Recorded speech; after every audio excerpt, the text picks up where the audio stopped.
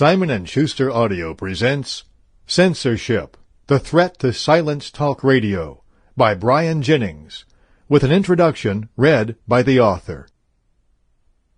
This book is written for all who value the rights guaranteed them by the First Amendment to our great nation's Constitution.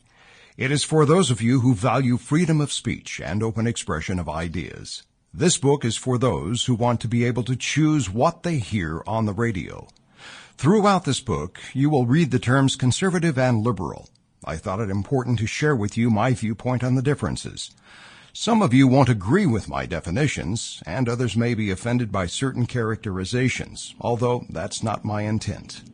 But at the time of publication of this book, I am still free to express my opinions under my First Amendment rights. That may change. Stay tuned. This quote from my favorite president pretty much sums up what I feel. Republicans believe every day is the 4th of July, but the Democrats believe every day is April 15th. That was President Ronald Reagan. As I see it, the key issues dividing the left and the right are their views about the size of government, taxation and personal responsibility versus entitlement, and freedom of speech.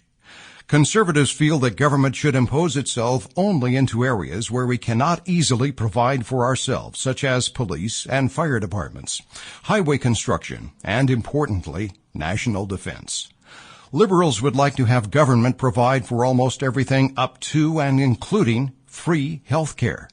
Let me think. Who is it that pays for those free goods and services?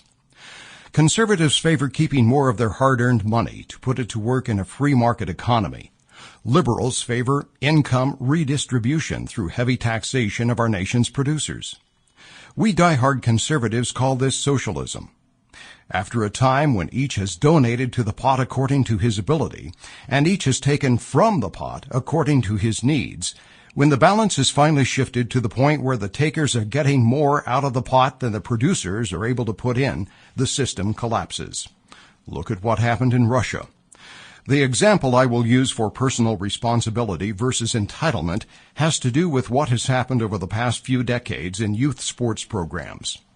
When I was playing baseball and football in the 1960s and 70s, we were encouraged to train diligently and perform to the best of our ability on the field.